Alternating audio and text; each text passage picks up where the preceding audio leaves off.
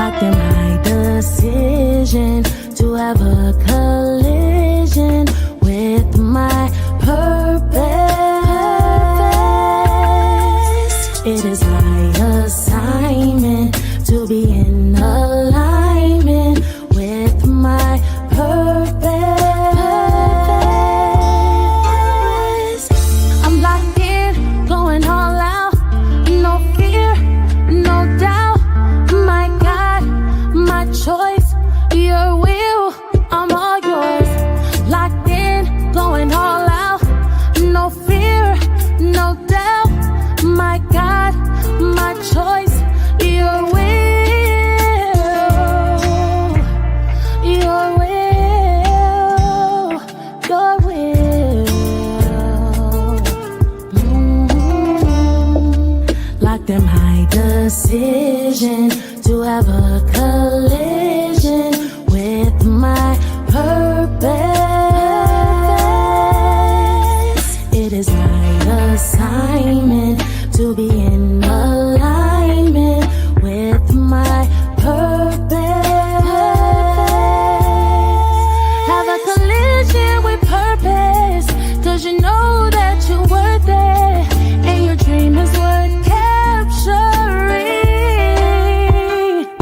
If I'm not living on purpose, then none of it is worth it. My assignment is uplifting souls for the King, souls for the King, souls for the King.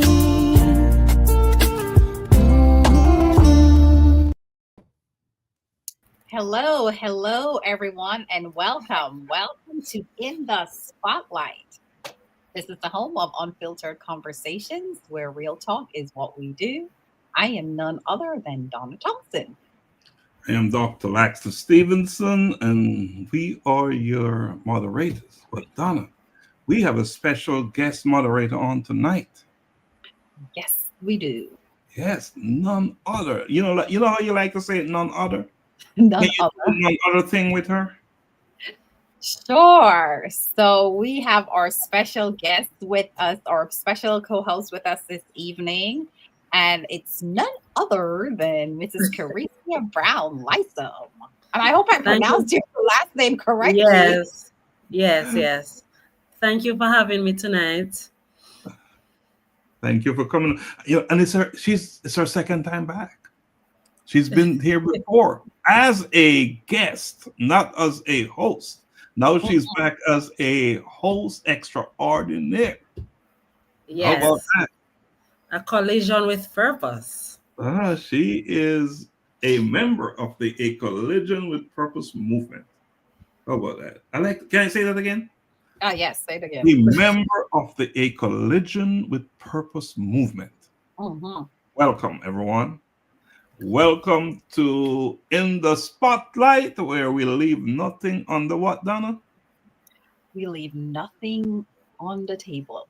Unfiltered conversations. Raw and everything else. We tell it like it is. It's all about being honest, being truthful. Carecia, how you doing? I'm fine. I'm excited, I'm very excited to be on this dynamic program that really gives persons the opportunity to share about their purpose. Colliding with purpose. Yeah, that's a great thing. Wow. We have a guest that she'll be coming on very soon, and I'm so excited to hear her story. So excited. Yes. So excited. Donna Carecia, where is your cap? I guess it's not visible for tonight, but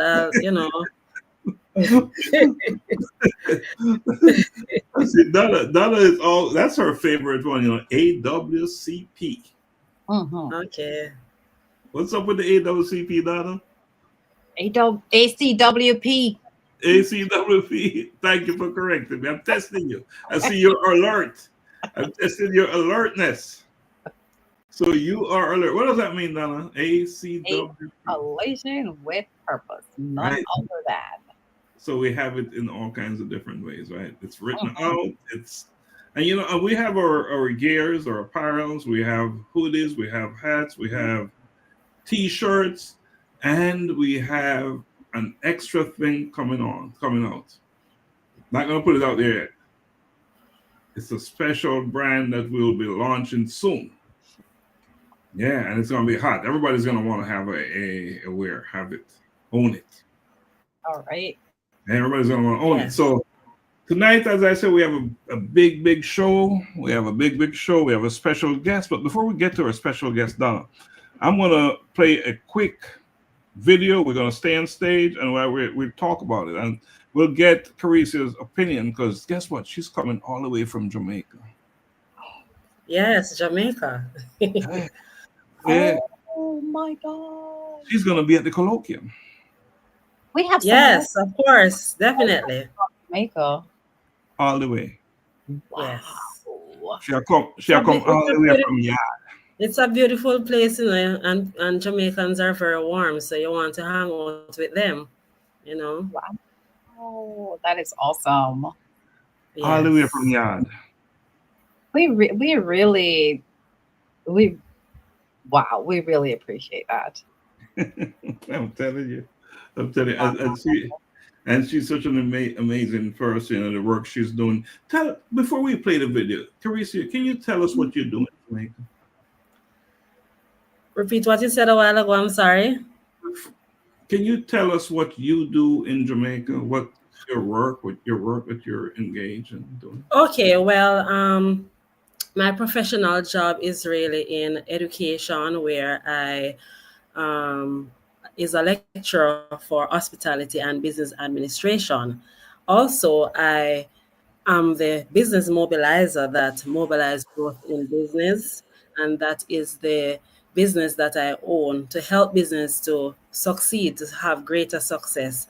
And also the founder of the Empower Her to Succeed movement, where I help women in empowering and giving them advice so that they too can collide with purpose, because we're talking about collision with purpose, right? So in every essence, we want people to, you know, collide with purpose. So it's about empowering women to be successful. And it's going pretty good, you know, because it's not just for ourselves that we want to, you know, maximize our potential, but I believe that it's a good thing to help others. You know, as I'm listening to Caricia talk, we could have 2 shows tonight. We could have we have a guest on that would give us all kinds of impactful, powerful information. We talk about empowerment. Yes, empowerment. Yes. I think that's one of the greatest things we can ever do, you know, to empower people so that they can be transformed. Wow. Seems like you're interviewing me to the we have to bring her back for another show. We have some other business we must take care of right now. So we're gonna have to bring her back for another show, Donna. Let's book her. So Donna, I'm gonna drop the video in here, all right? And then talk to us. Drop the video of Daily Insights Unveiled. Of course, like I always say, when this comes up, this is a powerhouse of work. Daily Insights Unveiled, Your Odyssey to Find Purpose by Dr. Laxley W. Stephenson. This book, it's something that you will find that will motivate you, inspire you, bring you hope. It's going to empower you. There is so many words I can use to describe this book, but the one word that I'm going to say is you must, well, a few more words, right? A few words, a sentence. You must get a copy of this book. You have to have a copy of this book, because it is something that, all jokes aside, it is something that, regardless of what you're going through in your daily life, you will find something in this book that will get you through those difficult times, where it will inspire you, motivate you, or even just to help you, if you're having a hard time forgiving, letting go, so many things. in this book that will speak to you. And I just can't, say it more that you have to get a copy. I can't wait. I cannot wait. I am so proud of this body of work. And Donna, I just now posted the link to purchase the book in the caption in the chat, so it's there. If you can buy it now. Yes, so absolutely. Go ahead and Dr. Stephenson posted the link, www.collisionwithpurpose.com /daily-insight-unveiled. You can go ahead and order your copy today because it is active, it is live. So go ahead and get your copy. And our next thing that's coming up that we are so excited about is the colloquium that will be happening on February 22nd at the Shiloh High School here in Atlanta, Georgia. And that will be at Snellville, right? Snellville at the Shiloh High School. This is where, of course, you see the slides with all the individuals on the slide, on the flyers. This is where we're going to honor a number of these individuals in our community that just, without even thinking about it, they serve their communities, they serve humanity. And this is an opportunity for us to say thank you for the work that you've been doing and to encourage them to continue on that path, right? So that they know that their work is not in vain. So this is a great opportunity where we get to recognize some of these individuals in our community. And of course, we have individuals that's coming from Jamaica. We have individuals from Africa. We have individuals from California, from Georgia. It doesn't matter. This is where I would, I think we're global. We are global. We are definitely global. And we have no problem recognizing our servant leaders of the world in our organization. So I'm proud of that we're doing that. And Donna, yes. If you allow me, I am going to post the link for the event because tickets are on sale, aren't they? Yes. Event. So tickets are on sale. Perfect. So tickets are on sale. Tickets are currently $60. And once you purchase your tickets, that will get you into the event and also a copy of that powerhouse book I was telling you about that we saw earlier. That gets you a copy of that book. So go ahead and purchase your tickets. And the link for the tickets is in the comments. And once again, that is at www.acollisionwithpurpose.com. And that's new. Do we have that new page 3? You'll actually go on the site and there's going to be an event tab. You can click on the event tab and that will take you right to purchasing, or any of the tabs actually that's on the website.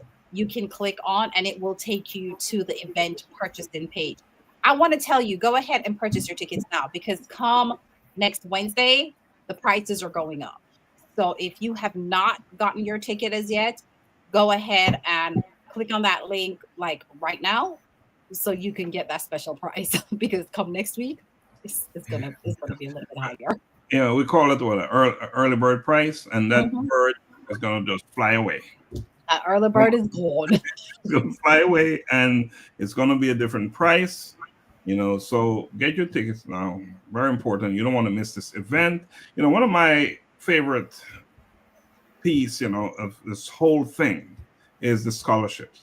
We will be giving away scholarships to students in attendance and students in Kenya. And it is my wish, my hope, that someone out there will show up and say, I want to fund 1 or 2 scholarships for students in Jamaica. That's my wish, my hope. And I believe that will happen. I believe someone will step up to the plate and say, we are going to donate 2 scholarships for 2 students in Jamaica. And so I know that will happen. That will happen. So it's a wrap. So that is the colloquium. Many announcements we'll be making. Many announcements. And I don't think we want to get into it tonight, because we have a special guest waiting for us to have a conversation. So what about we take a quick break, then we'll come back and we will bring on our special guest in fine style. We'll have All right. she will have her collection with purpose as she come on. Yes. All right, so let's take a quick break and bring her back on. Okay. I'm a boy kid, I'm a boy kid. I'm a boy kid, I'm a boy kid.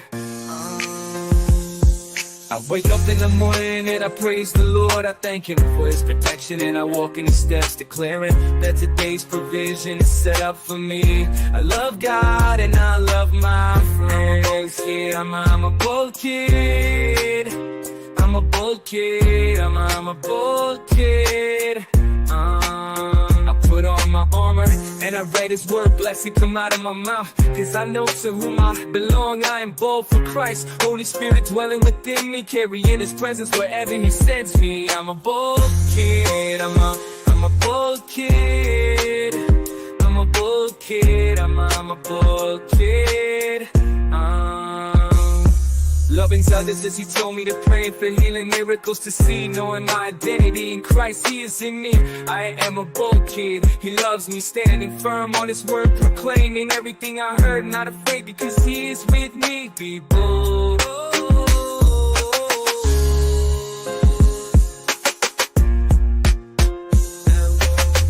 I'm a bold kid, I'm a bold kid, I'm a bold kid, I'm a bold kid. Put on my armor and I read His word, blessing come out of my mouth. Because I know to whom I belong, I am bold for Christ. Holy Spirit dwelling within me, carrying His presence wherever He sends me. I'm a bold kid, I'm a bold kid. I'm a bold kid, I'm a bold kid. Welcome back to the show in the spotlight where it's unfiltered, it's raw, nothing is left on the table. All right, so let us say thank you to Rosemary, Lisa Richmond, Andrew Mitchell, Althea Clark, and anyone else out there who's watching us. We appreciate you joining us today. And we ask that you share, because this is all about caring. And when you share, it shows that you care. Right, Donna? Yes. Right, Teresa? Yes. So, Donna, Yes. we have a guest. Let's bring her on. All right. So just a little bit of background on our guest, right? Of course, I don't know what it is, but we're really loving Jamaica. So our special guest is from none other than the island of Jamaica, and she's from the parish of St. Anne, which is a beautiful parish. I must say, I'm not from that parish, but I know it's a beautiful parish. And she is actually an educator. She is an educator as well, and we seem to be doing that as well, this goes to show you that it's such an important topic, right, that we're talking about, because we are honoring our teachers. She's an educator, and she has been doing that for a number of years. She's been in that profession for a number of years. She started her career actually in education in 2007.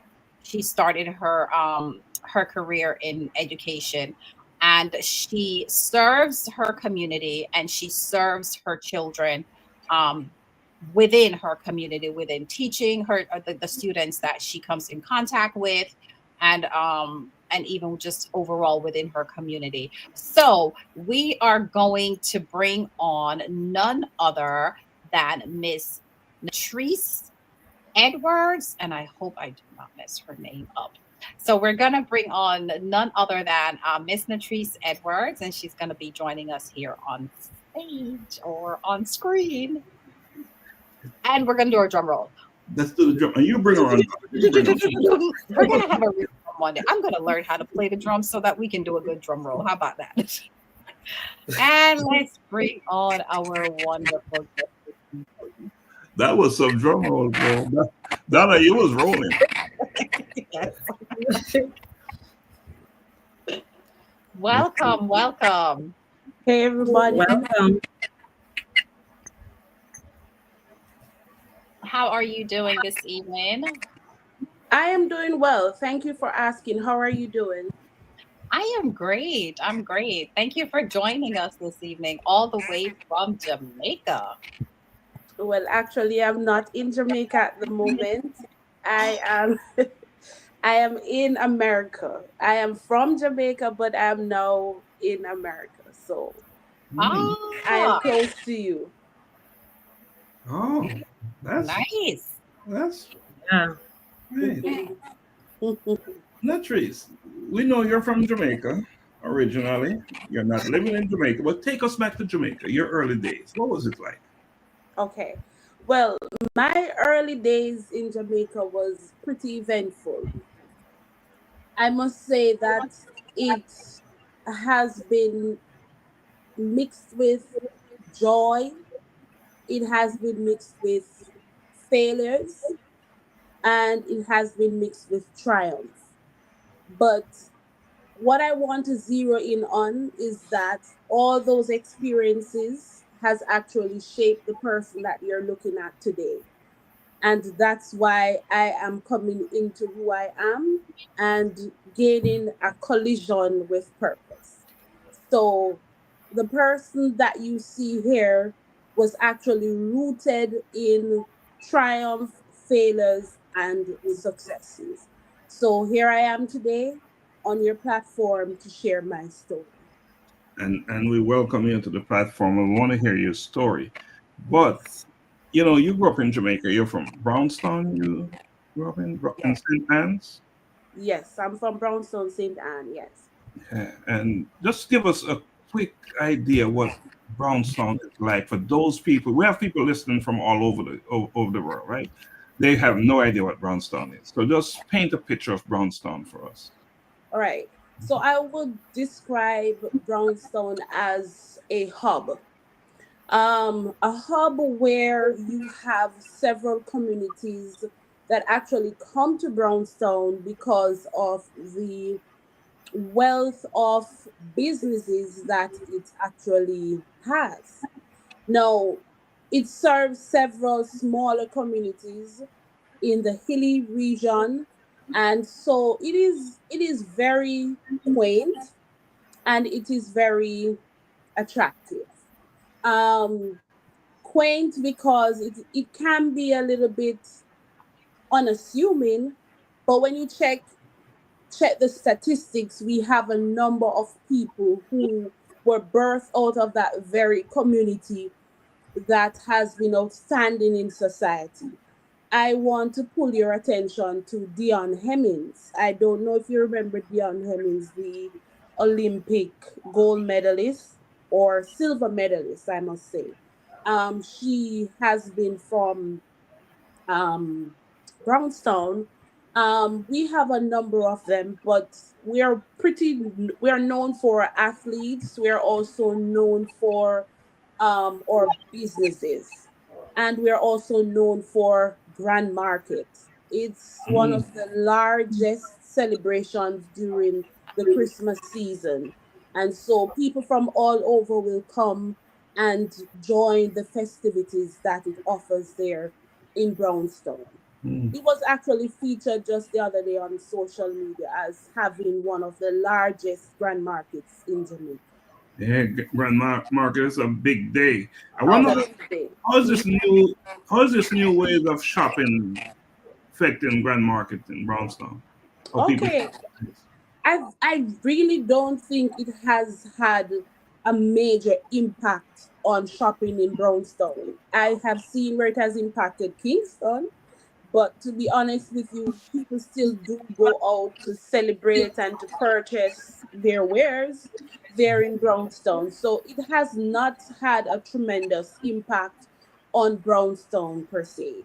But I think they have developed a sense of resilience where they have coined new and innovative ways to survive the tide that is spurning on the internet, the whole phase of Temu and whatever.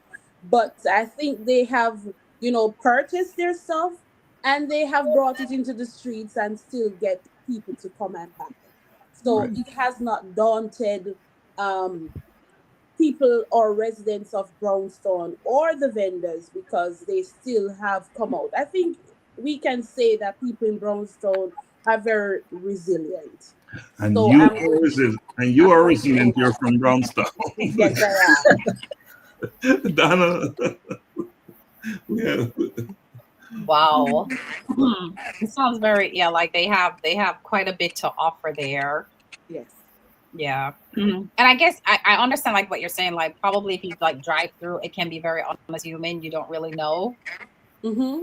the culture and the makeup of it. But I wanted to ask you a question.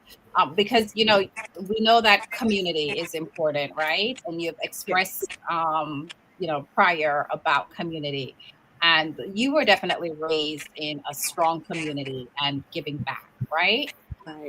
What are some of your earliest memories of serving others, and how has that really shaped your life purpose? Okay. Now, I'm gonna take you back to say 1980s, Mhm. right? And living in this community that was pretty close knit. Um, I have often seen my parents. I'm going to zero in on my father in particular. I remember when Hurricane Gilbert came to Jamaica, and I saw, well, being a child, very, very young, I saw my father risking his life to help the elderly.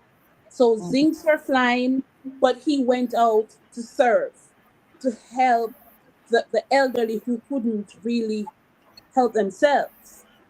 And so within my mind's eye, I thought back and I say, you know, this man is very heroic. In my mind, he is a hero because he's going out there to help them, to bring stuff to them.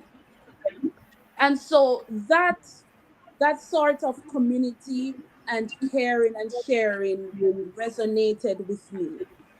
Well, with all of us as siblings. And in particular, let's fast forward, and we came up where we had to bring like items to the elderly living in our vicinity there. So we had to take like hot meals, we had to take like look after their hair, run errands for them, etc. So it was inculcated within us from a very young age that serving others is the truest sense of self that one could ever have. So it is in giving that you will actually receive. And the more you give, it's the more you will get. So that's something that was inculcated. And always never to look for anything in return. Because in truth and in fact, cast your bread upon the waters, the scripture said, and you shall find it after many days. So with that being said, that really has formed who I am today. And it has really shaped the fact that I should give to others, even when you are in need. Give, and it will be given to you in good measures, pressed down, shaken together, running over.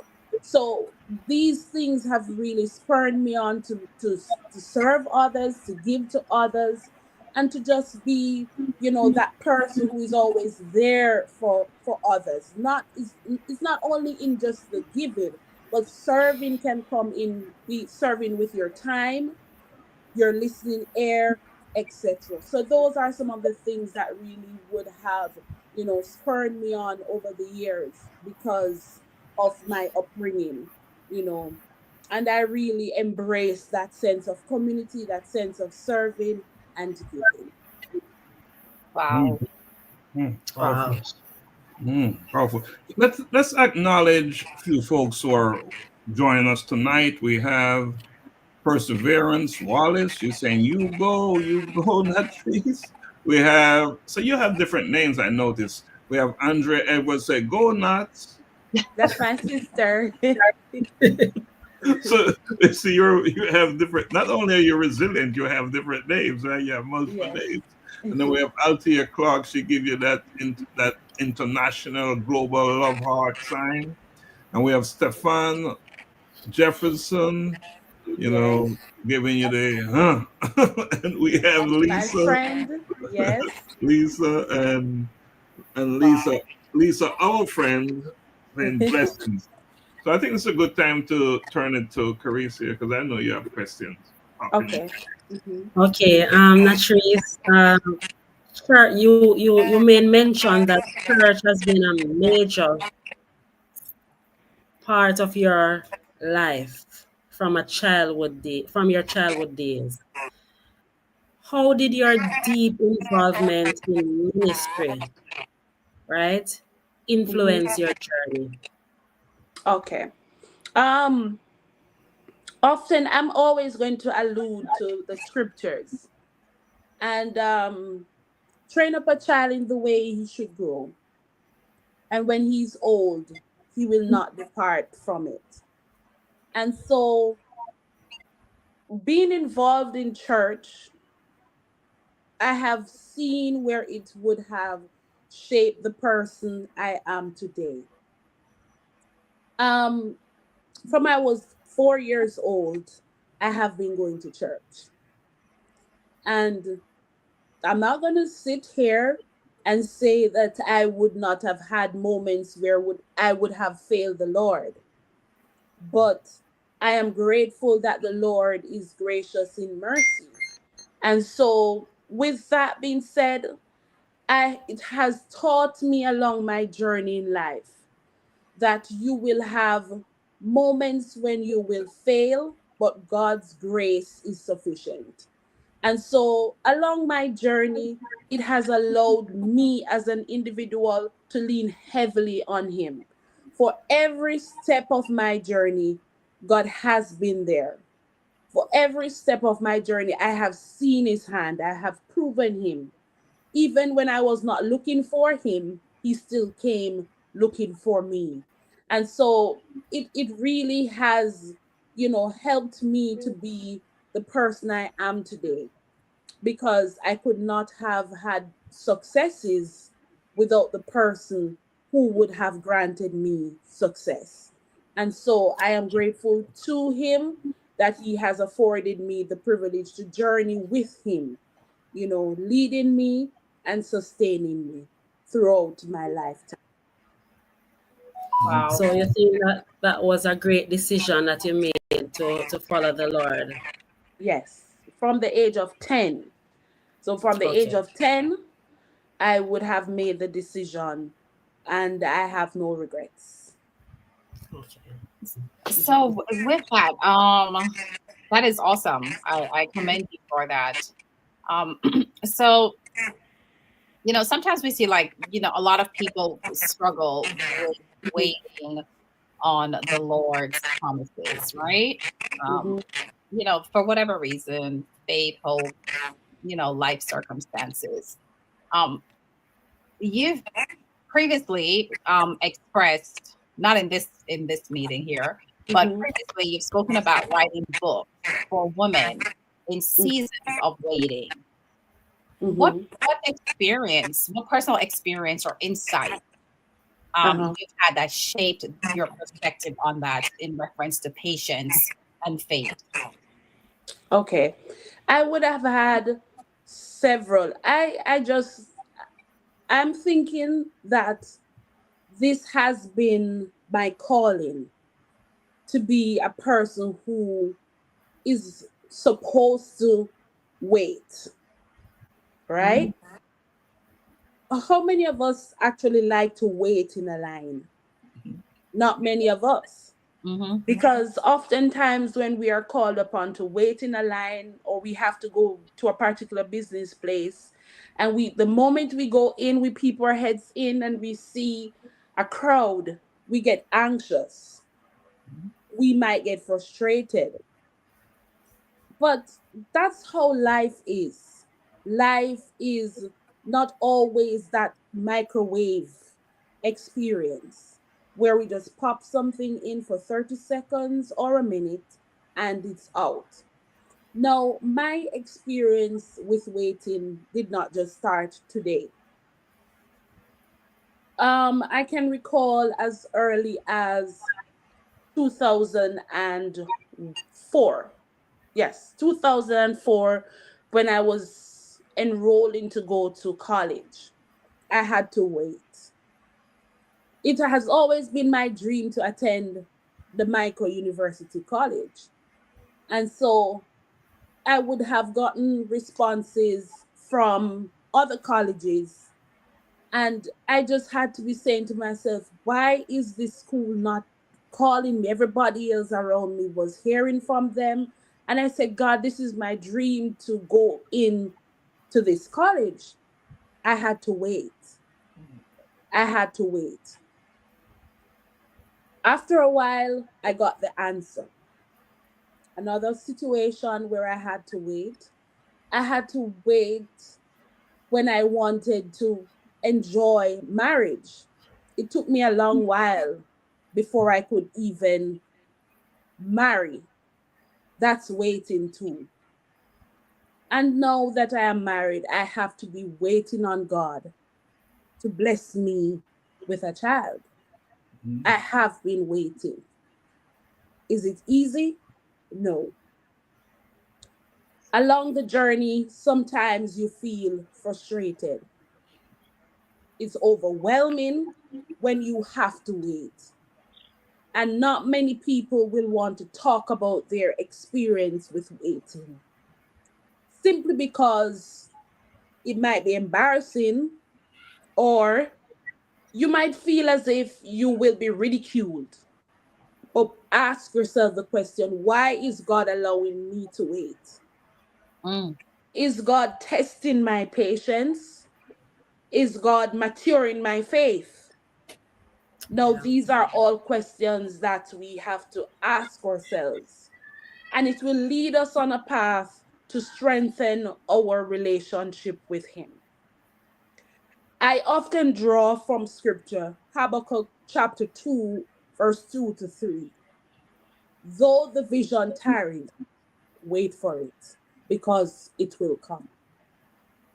So waiting will also help you to help others, because I am sure I will not be the only person that will ever wait.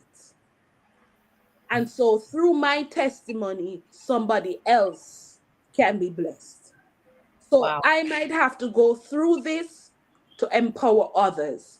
And this has led me to this point where I have decided to bear myself and to share with other women who might be experiencing it. This is emotional for me. So it is just to share with other females who might have had this experience. Wait on the Lord and He will sustain. Powerful. Thank you for sharing that. And, I can definitely see that it's it's a heavy load that you're carrying. And I think this is a good time. Let's take a quick break and come back on and continue our conversation, okay? And I'm a boy kid, I'm a boy kid. I'm a boy kid, I'm a boy kid. I wake up in the morning and I praise the Lord. I thank Him for His protection, and I walk in His steps, declaring that today's provision is set up for me. I love God and I love my friends. I'm a boy kid. I'm a boy kid. I'm a boy kid.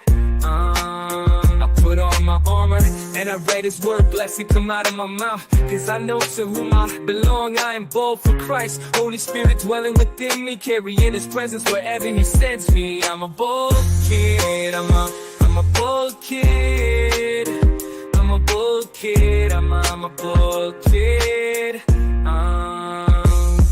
Loving others as He told me to pray, for healing miracles to see, knowing my identity in Christ, He is in me. I am a bold kid, He loves me, standing firm on His word, proclaiming everything I heard, not afraid because He is with me. Be bold.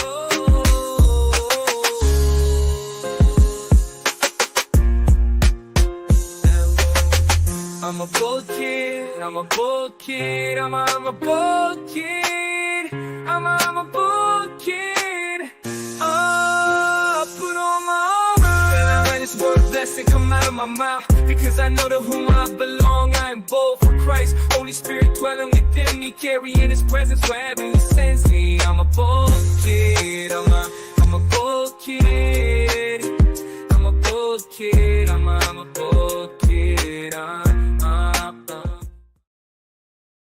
Welcome back to In the Spotlight. And man, what a conversation we're having. What a bold kid we have on the platform with us tonight. You can't be any bolder. We talk about resilience, strength, all of it. Welcome back. Carissa, I know you have questions for her. I sat and I listened. Before you go, I want to read something. Yes, go ahead. God said He has been sustaining you and will continue to do so. And Andrea Edwards said, our God is able to carry you through. Wow. I think we can go to the questions now. This is really a powerful, expression, and we're really on a collision with purpose, because Natriece, I remember you're from Michael, man. That was like 20 years ago. Oh, yes. This is really a collision with purpose. That was batch 169. 169. Wow. This is really a collision with purpose, It's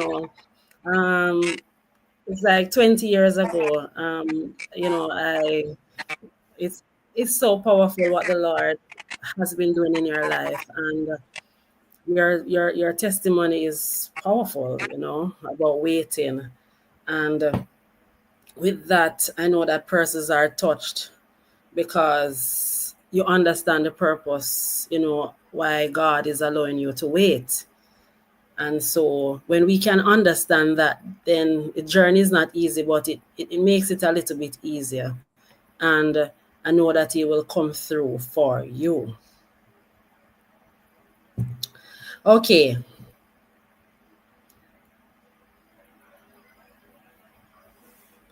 So what was you went to Michael Teachers College, and what was it like in your transition, from Michael Teachers College to shaping young minds in the classroom?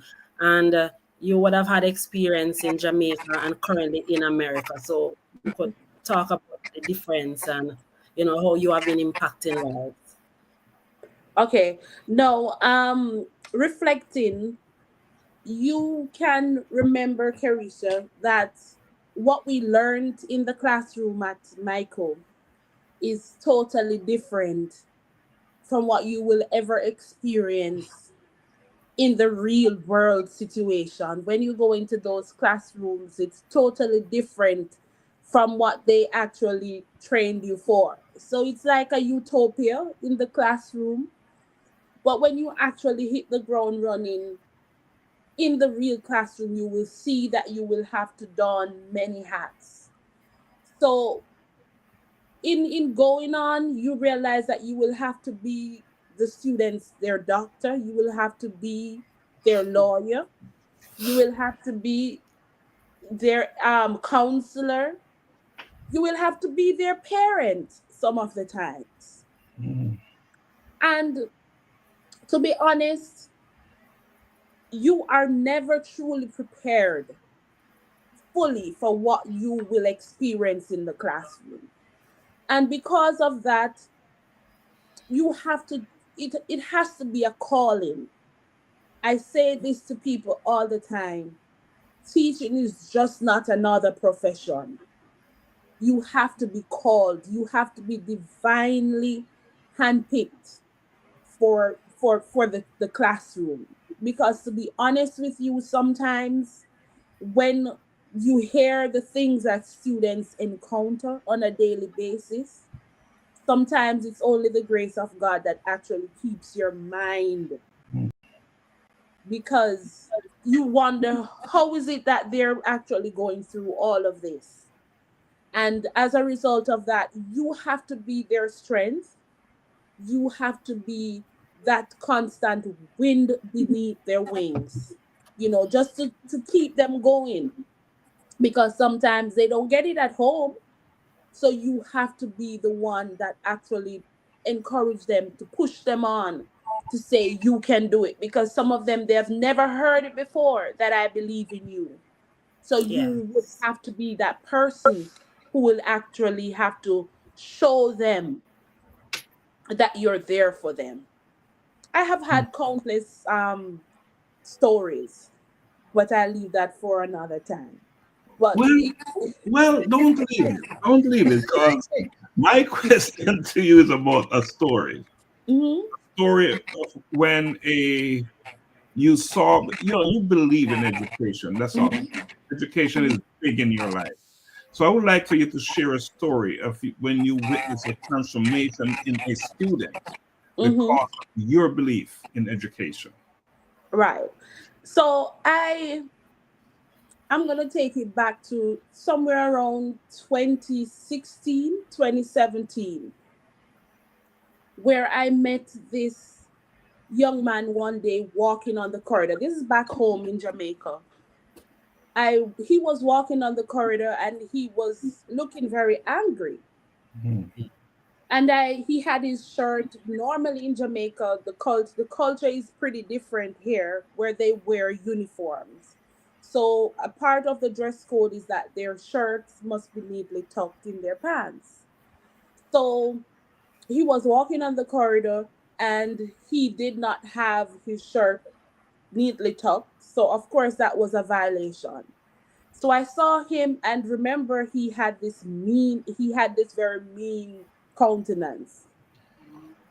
And I said to him, "Why are you not in dress code?" And he was, "I don't feel like wearing it in my pants." So I stopped him and I had a conversation. I said, "You don't need to break rules to be accepted."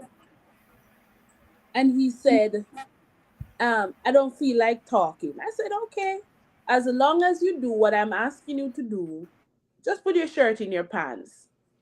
So I said, "Lord, this child is very bold, because I would never dare to tell a teacher that I'm not going to do it and I just don't feel like talking." So I said, "All right, I hope I don't have to teach that child."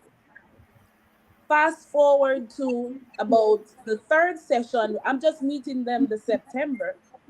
So fast forward to about third session, when I actually saw the child in the front of the class that I'm about to teach. And so I had the conversation. I said, "Nice to see that you'll be in class today." And we had our tidbits, our moments, etc. And so in that moment, I got to know them. And he told me that he was actually coming from another school. He was actually, let me use this word, he was actually transferred, for the use of a nice word. In Jamaica, we would say they were kicked out of that school, right? Because of behavioral challenges. So he was discharged from that school and he ended up in the 10th grade at my previous school. And so he and I had this conversation one on one, and I asked him, why are you always so angry? And he spoke with me, and he started to tell me the things that he would have witnessed at home. And some of the things really made him into who he was then. He normally got into lots of fights. Um, Nonetheless, he was extremely brilliant, but he would constantly get into fights. He would constantly be disrespectful to teachers, etc. But he always found me as a safe space.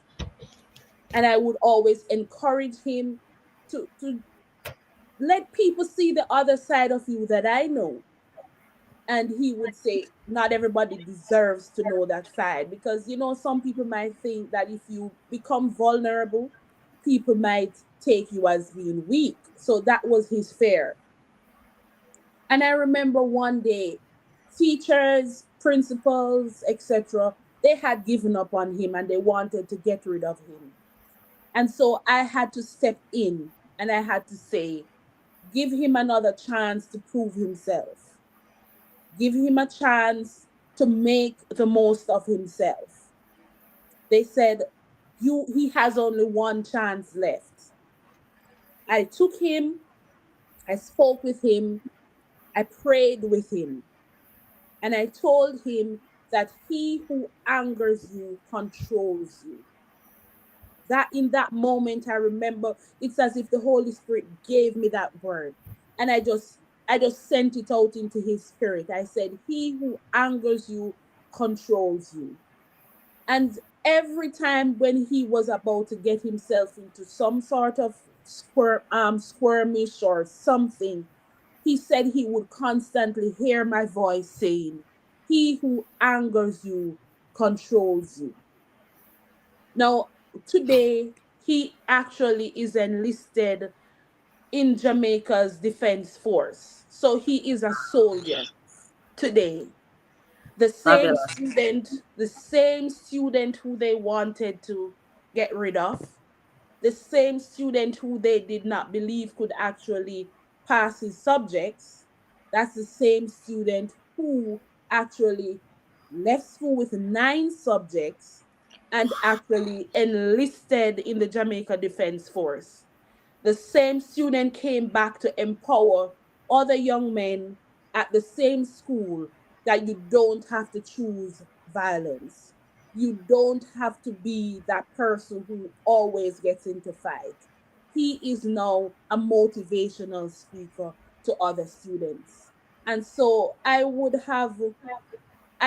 that all the time as my marker to know that do not write a student off.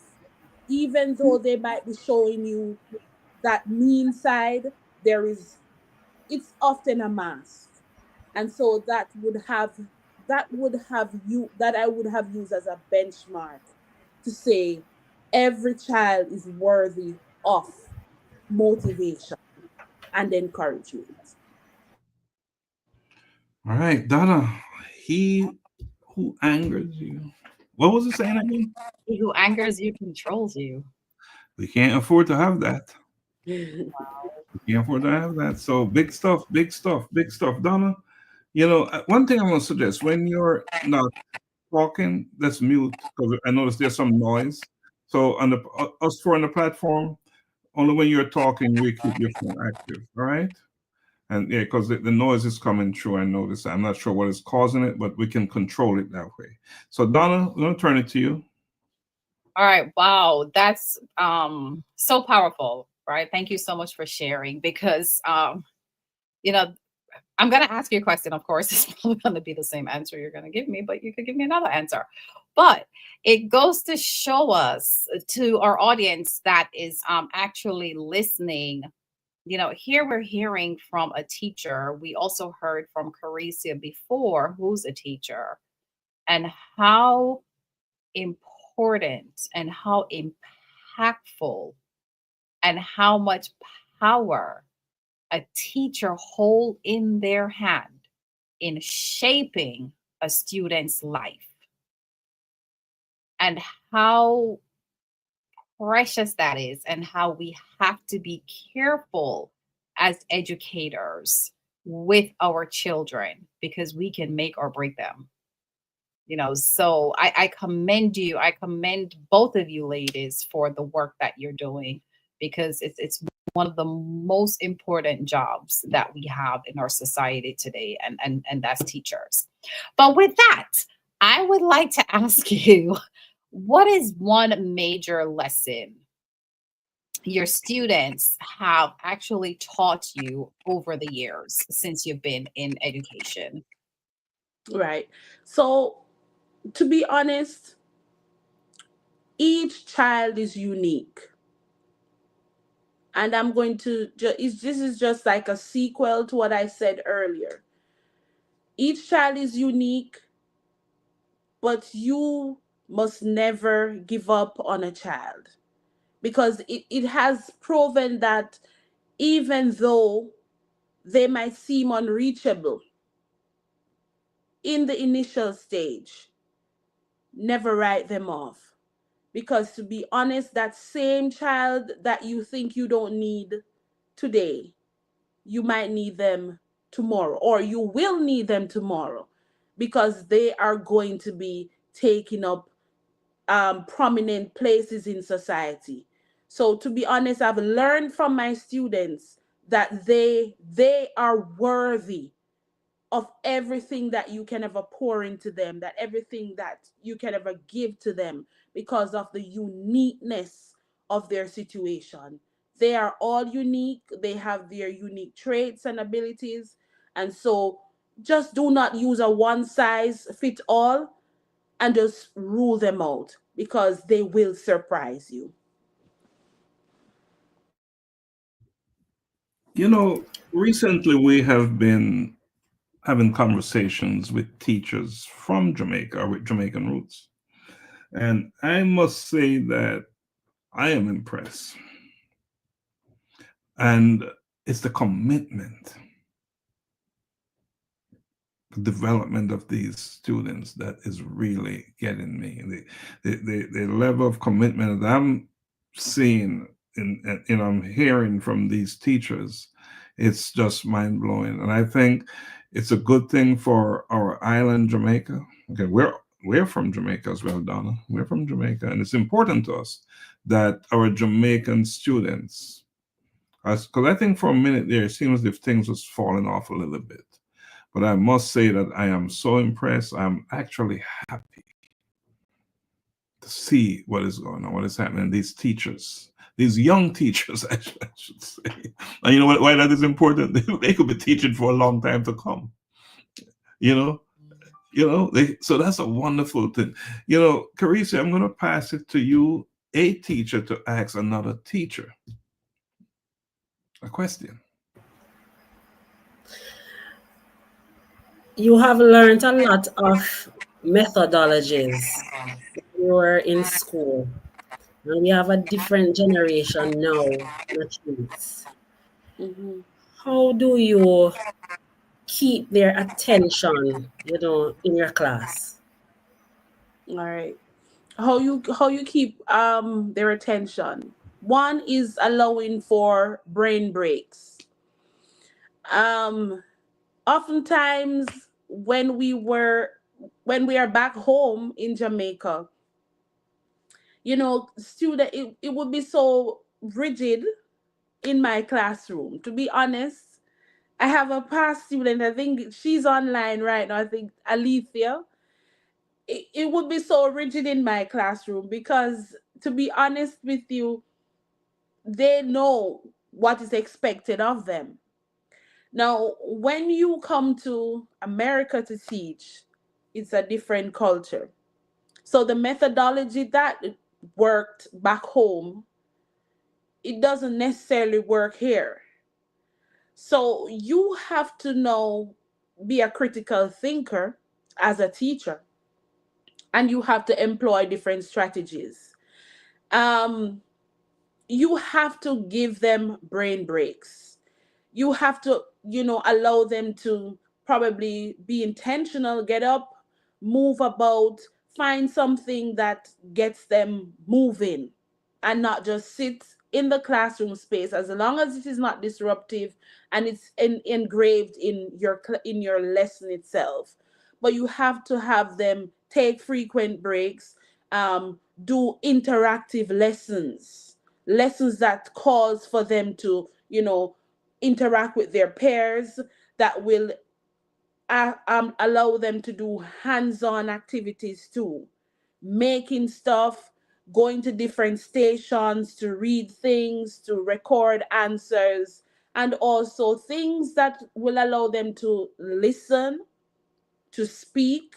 So take into consideration how they learn. So you will have students who are very auditory, who are visual, and who are bodily kinesthetic, to just name a few. And you will now have to encapsulate all of these into your classroom, and you will have to plan your lessons accordingly. Now, there are also other activities that you can infuse.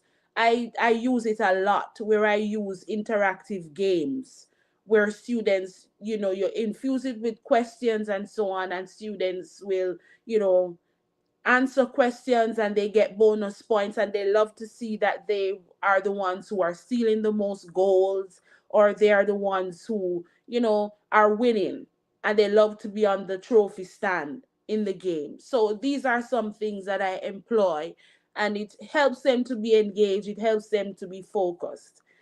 Now, these are just a few of what I actually use. But does technology help somewhat? Yes. So as I said, using the different interactive games. So those things that they get to log in, and they get to, see their names on the screen, that they're on the leaderboard, they're the ones who are winning, and they love that. Also, I use motivation, the good sticker, the sticker, getting the little sticker note, and you paste in their book, mark it, they're 16 and 17-year-olds, and they absolutely adore seeing stickers in their notebook. Don't think that they're too old to get those. They love it. They love to see their little stickers, and they will ask you for some. They might place it on their forehead in their notebook someplace, but as long as they get it. But also, I use the student of the month feature, and that too encourages them to, be focused and want to see that they are up there in that trophy picture that I have in my class as the student of the month. So they're always in constant competition to be up there and to be awarded and to get their certificate. So those are some of the things that I employ. I want to read something here, and it must be a teacher, Perseverance Wallace. She must be a teacher, right? What she wrote. She said, yes, we do hold that power, and it is our duty to keep the fire burning in them when they feel worthless or unloved by the factors that may have shaped them. But this is the piece that is really hitting me. To teach is to touch lives forever. I want to repeat that. To teach is to touch lives forever. And let me go down to another comment here. And Lisa wrote, we plant a seed every single day when we inspire our children to keep reaching towards their dreams. How big is that? How big is that? So, yes, Donna, I'm going to turn it to you. So I know you have questions. Oh, wow. I have,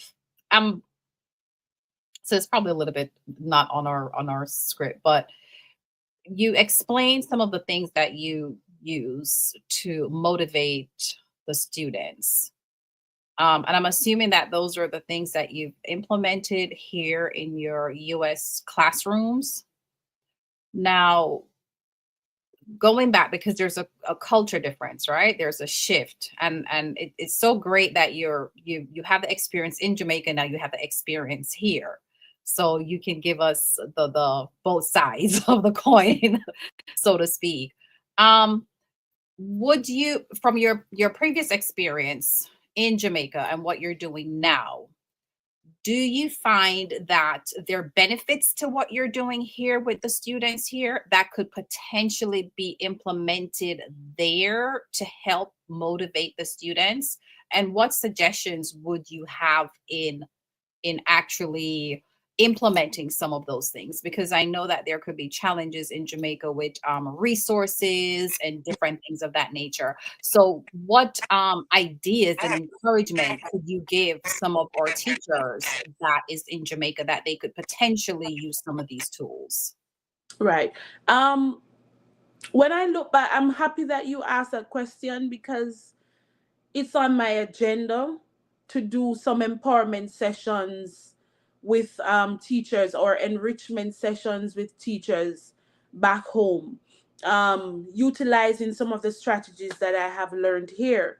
But as you mentioned, in terms of technology, it can be a factor that will mitigate against us implementing some of these things.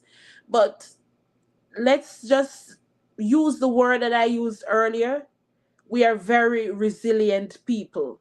So we are going to find ways to go around that. We tend to make things. So use like the things that are discarded to make stuff. So, and we had to do that when we were being trained as teachers. So back in college, we had to go the dump was our best friend, to be honest with you. Any discarded cardboards, any discarded material, that was our best friend, and we had to turn it and make it into resources for students to use. Now, what I can do is try to seek help in order to get resources that would actually, aid our teachers. Because to be honest, if I am supposed to do it alone, that would be, like an insurmountable task. But if it is that I can reach out to like nonprofit organizations, etc., and try to get them to come on board to understand the need that there is in Jamaica to actually help these teachers to, overcome the challenges. Because in truth and in fact, if it is that we get the foundation fixed for our students, then it will impact not just Jamaica, but it will impact the world. Because if you look at it now, I was once there in Jamaica, I'm here now, and I can learn the things that I have grasped here. It will not only stay here, I will take it and I will actually use it to better the education system there. Wow. All right. So I see something in your bio, Dr. Darren Johnson's book, 150 Powerful Women. And guess what? You are one of them that was highlighted. Mm-hmm. Talk to us about that whole initiative. Right. So this is a feature that Dr. Darren Johnson did. I think it was when he was doing his dissertation. And he actually featured women who he termed who were powerful women or movers and shakers in the field of education. And so those teachers or those women who are impacting society, in a remarkable way, he would have sought to feature them and look at how they would have played a role in his life, but not only in his life, but to the wider society. And so that actually allowed me to see that there are women who are actually making a profound impact on society in more ways than we even think. Because in every field that he featured, you had people who were doctors, lawyers, nurses, in the field of agriculture, you name it. It was really eye-opening, and I find it to be quite humbling to be featured among one of those 150 women. He could have chosen anybody else. But I am grateful that my story actually made it into his account. And as a result of that, I taught him actually. And so I see it as a means that you must be careful with how you actually treat these children along the journey. Because what if he wanted to flip the script and say people who impacted him negatively, then I would suppose that I would have actually featured in his book too. But am so happy that I was able to make a profound impact on his life, and not only to his life, but to all the other students I would have come in contact with. And that is a really rewarding feeling and a rewarding experience. Congratulations, Nice, amazing achievement. But I'm noticing something. You seem like you have a fan club here, You brought your people in with you. Yes, a few of them, I invited them over to share in my journey. To share your journey and exactly how you should be doing it. All right, I'm going to turn it to Carice here. But I like your fan club. They're awesome. I really hear the passion, the passion for teaching, the passion for transforming life. And it is often said that if someone has an experience with a lion, then he would be the best person, to talk to you about, the characteristics of a lion. And so you have had so many setbacks, even with your education, and you would have thought that, you failed your family. But listening to you now, how passionate you are, your journey, what can you say in terms of how that setback would have helped you now in your perseverance? Thank you for that question. Because dating to 2001, I had my first encounter with failure.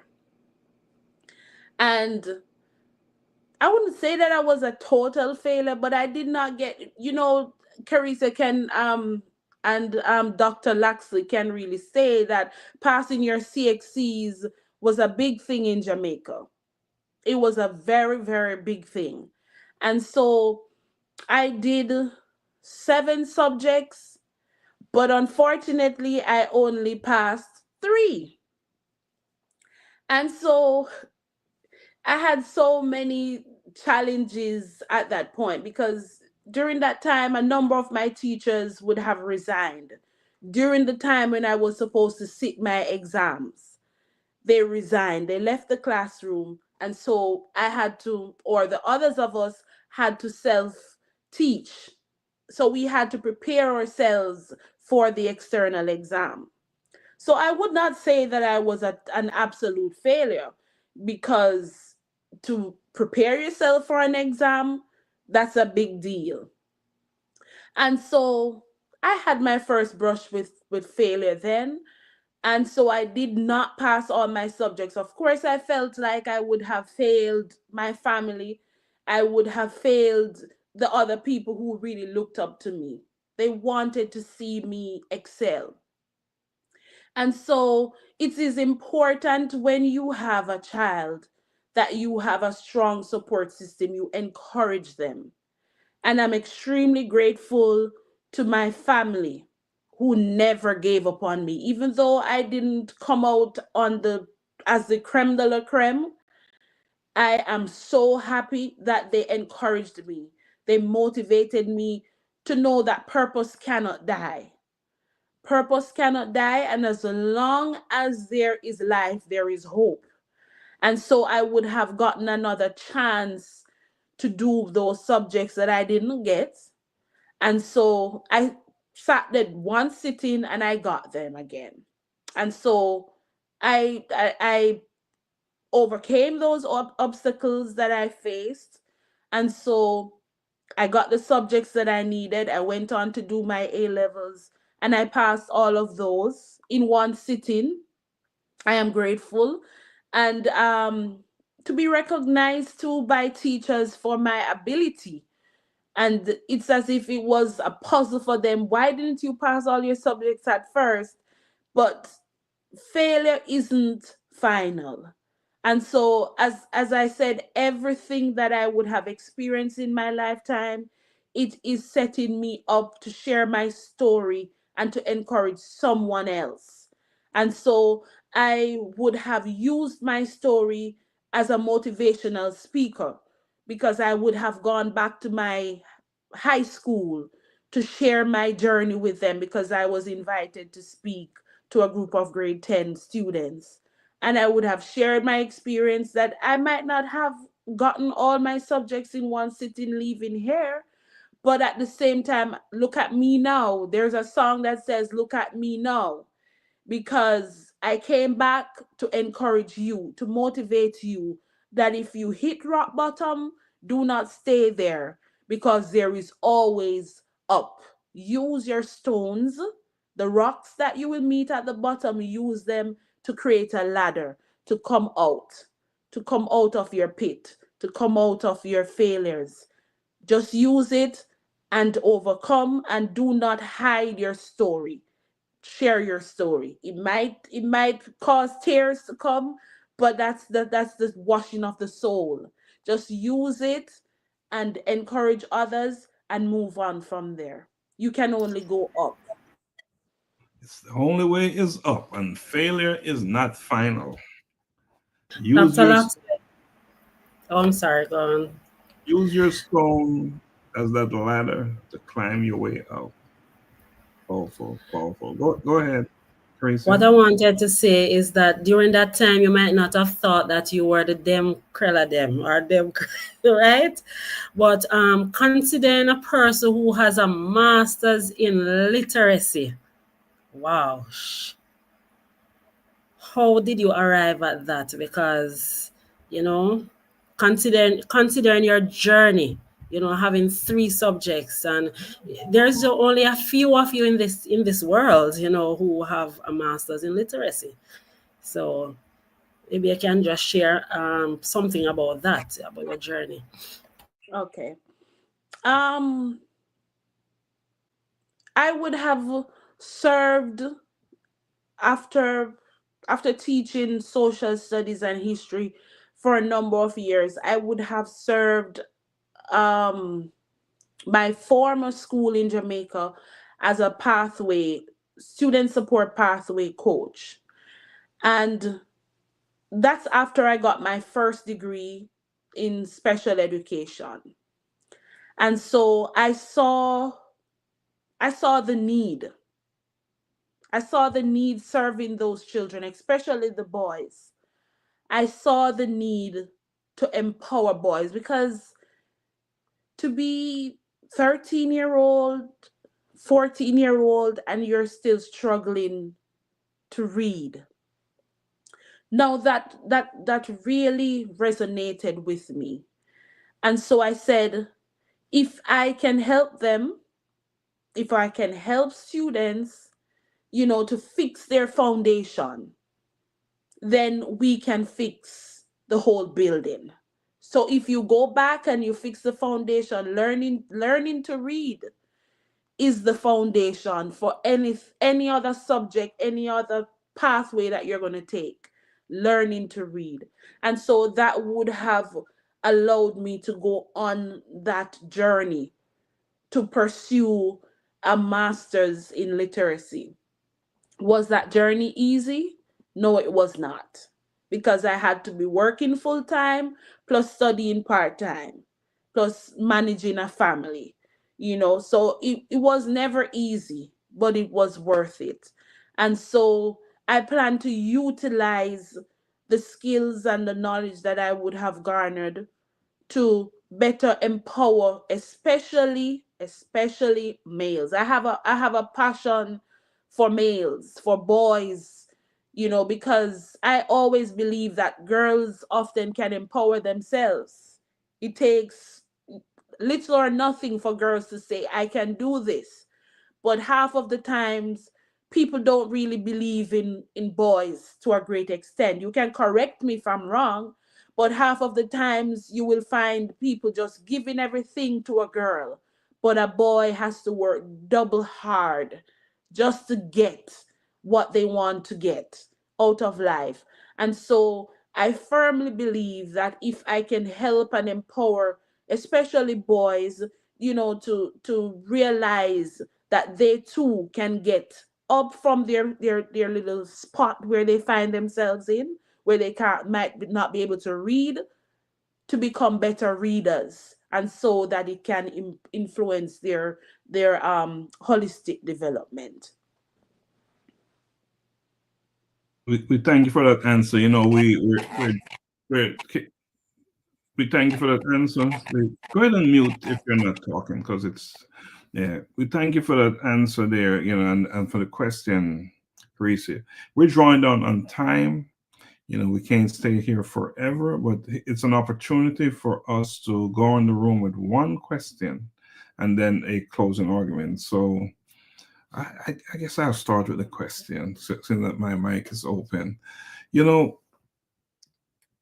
Natriece, take us back to Brownstown, where it all started for you, the beginning, right? And I want you to see that young girl and give her some advice. That young girl in Brownstown, talk to her. All right. So I will look at that person that I was, that little girl, and I would say to her, look how far you have come. You have faced many obstacles. You have realized dreams, but nothing is impossible as long as you dare to dream and as long as you believe.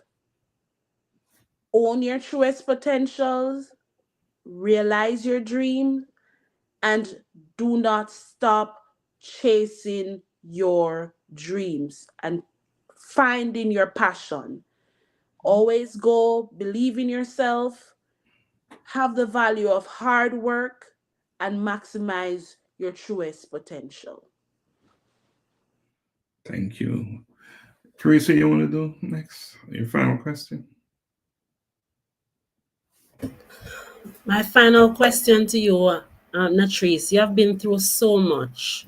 What's your vision? How can you help humanity? Future boys and girls. So as I alluded to earlier, I really want to, do a mentorship program where I help boys or I help other females.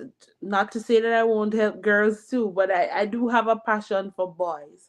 And so I really want to have a mentorship program where I help young people who are at risk to recognize their true potential. Also, I really want to write a book. Well, I have started writing my book, so it's just to publish my book on women in waiting and bearing the load of waiting. And so those are some of the things that I have in my pipeline. Also, I really want to have an empowerment conference back in Jamaica to share with women, where I'd have guest speakers coming in and so on, and have a worship session for women who have had to experience waiting, for them to just share and be empowered, that it's not the end of the world if you have to wait at any point. But waiting, if you look at the Bible, if you look in the Bible, those women who would have waited, they're actually waiting for a purpose. And often when you wait, your purpose is often greater, and you will actually realize that you bring forth some of the greatest seeds that you could ever come in contact with. Awesome. Donna, final question from you, Donna, then we'll go to closing arguments. Sure. Invite me to your conference when you're doing it. All right.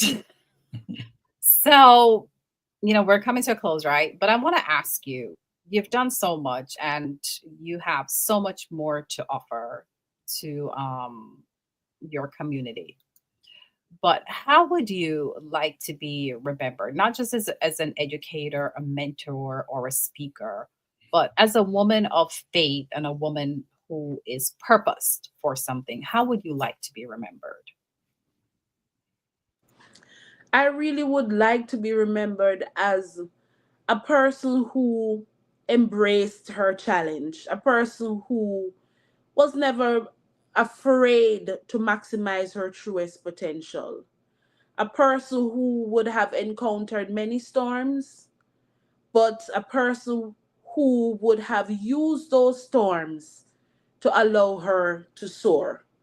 So it's not that I want to be remembered only that I would have gone into a classroom to teach, or I would have motivated a whole room, but that person who would have had her brush with challenges, but that person who survived because she embodied grace, the grace that God would have placed on her life, and the indomitable spirit that she would have learned from a very young age, that nothing is impossible. Nothing is impossible. Oh, nothing is impossible. What a way. What so fitting, right? So, Natriece, we're gonna close out now, but before we go, we'd like to give you the opportunity to, in the form of a closing argument, say whatever is on your mind. Maybe we didn't ask your question and you wanted to express something. This is your opportunity to do so.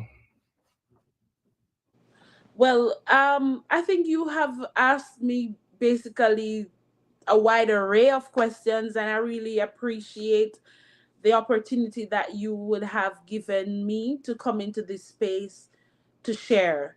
To be honest, I was a little bit nervous about sharing my story, because I don't know what vantage point the questions would come from. But having the opportunity to face my fears, it would have motivated me to just step out there now and place the final cover on my book. And so many eyes will be reading my book. And so I will have to now, embrace that, knowing that it's going to be there and there is no shame in my story. So that's just all that I have left to say. And I would like to say thanks to all my fans, all my friends who came out and they listened to me and they encouraged me virtually. And thanks to Kerisha for that opportunity to come on and share. I thank you, Dr. Laxley and Dr. Donna, for the opportunity to feel safe in this space to share. May God bless you all. Thank you so much. Thank you so much. Carissa, closing thoughts?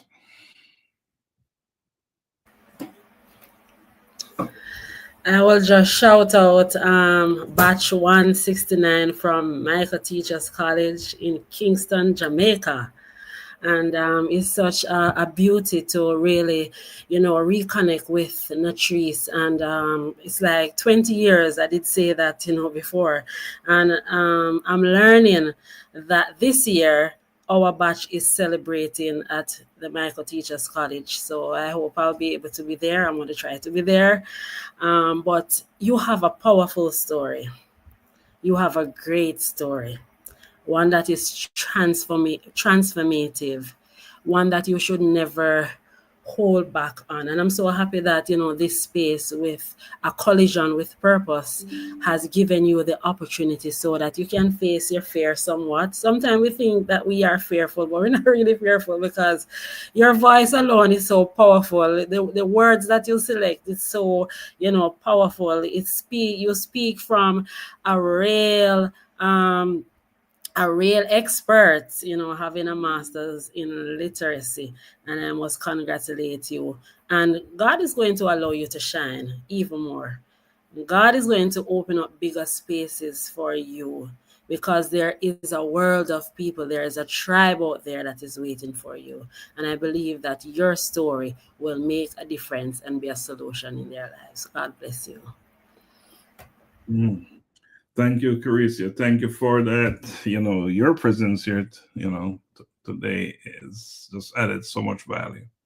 And we really appreciate you for joining us as a co-host. There's always a seat here. There's always a seat here for you, sitting right beside Donna. For you. Okay, Donna, I'm going to sit right beside you. So we appreciate you. We appreciate you. And Donna, if you don't mind, I'll go next. And then, Donna have this thing about her. Only Donna can close the show. You know, I wouldn't even dare try to close it. So let me go next, right? And Natriece, little story you have, right? You know, you've taken us on this incredible journey tonight. You know, you've taken us from the streets of Brownstown into the classroom. You've shared moments where you question things, right? But your unwavering faith, that's one thing you always maintained, right? You shows us that your purpose is something that you always held on to. But you also showed us that the walk is never a straight path. It's never straight. You know, it's a journey of growth, and you talk about resilience a lot, you know, but you also show that your belief was something that would never be defied. Never be defied. You know, to be honest, your story sort of reminds us that setbacks are not, and you said it, not the end. Failure is not the end. And you talk about using those rocks as you know, we call them stepping stones, but they're allowed to get out of that well. So well said, and I want to commend you for all that you've done. You know, but you have a certain passion for teaching. You know, and that heart for mentoring people. And we don't want to even go to your faith, your belief in God. I know you feel there. It's just amazing, right? But it's obvious that whether you're in the classroom or in ministry, because Donna talked to you about that in terms of your legacy, that it's not just a teaching thing for you, not where your legacy is concerned, much broader. Your scope is just so wide. You know, as that person, now you're getting ready to write your book. What about that? Publish your book. Let me correct myself. You're getting ready to publish that book of yours, and I can't wait. I'm not that avid reader, but this is one book that I will read. And I'm not a reader like Donna and Tracy. And interestingly, I want to tell you that I failed some subjects too. I didn't pass all of them earlier, but I passed them when I needed to pass them, when they really count for something. So failing a subject is only a bad thing if you don't go back and pass it, right? But here's what I have for anyone out there who's listening to us tonight. And it's about, you talk about waiting and patience, right? That was a big thing. Sometimes waiting on a promise, facing a challenge, or questioning their calling is, you know, we do that. We do that all the time. But it's how we bounce back from that. We don't let it be our story. We don't let it be our situation. It's just a stumbling block, right? Stumbling thing that gets in the way. So your perseverance and your purpose is your driver. They're your drivers, and they're the things that got you out of there to where you are today. And I don't remember the word that you use, cream or something or another. I want you to know you're just that. All of it. I don't know how to pronounce the word. Donna is the one. You can pronounce it. Creme. It was creme de la creme. I want you to tell you're all of that and some. Okay? So just you know that you're significant, you're of value, you are who you need to be, and you'll become more of who you need to be. So just keep riding, keep pushing, keep driving, take it all the way. Now to our audience, my thing to you is that you need to stay inspired. Let this story tonight inspire you, motivate you. But not just motivation and inspiration, you must take action. You must go out there and do what you're called to do. Don't defer those dreams of yours. Act on them so you can be like a Natriece, like a Carecia, like a Donna. And that is my piece for the night. Thank you. All right. I don't know how I can close this show out, but first and foremost, let me thank our guests for being with us this evening. Natriece, thank you so much for gracing us with your presence here and sharing your story with us. It's very impactful, right? And anyone who's listening, you should be taking something away from this show this evening. Caricia, of course, thank you for being here with us. We definitely appreciate you coming back and sitting in with us and being our co-host this Thursday evening. We do not take anyone's time for granted. We are humbled that you've all chosen to be on our show. And for our audience, we're happy that you've chosen to actually spend your Thursday evening with us and listening on A Collision with Purpose in the spotlight. And I would like to say, Natriece, when you publish that book, just know that you have a platform here. So this is your safe place. If you have no other place, just know that this is your safe place. We are here for you. We will 100% support you, and we will always be here for you. So know that you coming here, you have just now built lifelong relationship and formed new friendships, right? So it doesn't matter where you are. I'm not certain where in the US you are, but it doesn't matter. It doesn't make a difference, right? We will always be here for you. We'll always support you. So know that you have us here. And same thing for Caricia. You know that we're always here for you as well. We support everything that you're doing. We thank you for supporting us. And we thank you for bringing these magnificent individuals to the platform so that they can share their story. And it's not by coincidence that we're having a lot of educators on the platform.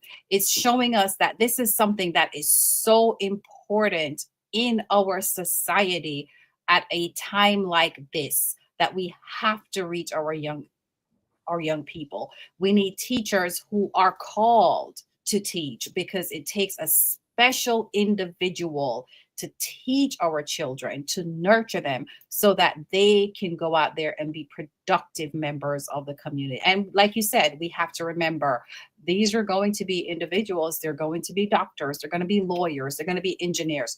They're going to take care of us. So we must be kind, right? And let's just all remember that kindness. We must be kind.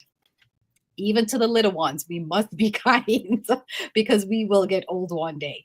I hope that everyone has really taken something away from this evening's show. And once again, remember, a colloquium is coming up. The colloquium is coming up February 22nd at Shiloh High School. If you have not purchased your tickets, go ahead and purchase your tickets today, because comes next week, the cost will be going up for those tickets. And you want to have, if you're watching our show, you know that what's coming February 22nd, it's going to be impactful and powerful. So you want to have a seat in that theater. So please go ahead and purchase your tickets. I'm going to leave you all this Thursday evening and ask everyone on our platform and everyone who has joined us this evening to go out tomorrow and do one act of kindness to someone that you do not know. Not your friend, not your family member, not your cousin, none of that. I want you to go out and find a stranger and do something kind for a stranger. And with that, you all have a wonderful Thursday evening. Be safe. The weather is bad throughout the US currently, so please be safe. Be careful and have a wonderful rest of the week. And stay behind the screen for a second. I'm a boy kid, I'm a boy kid. I'm a boy kid, I'm a boy kid. I wake up in the morning and I praise the Lord. I thank Him for His protection, and I walk in His steps, declaring that today's provision is set up for me. I love God and I love my friends. I'm a boy kid. I'm a boy kid. I'm a boy kid. I put on my armor and I read His word. Blessing come out of my mouth, 'cause I know to whom I belong.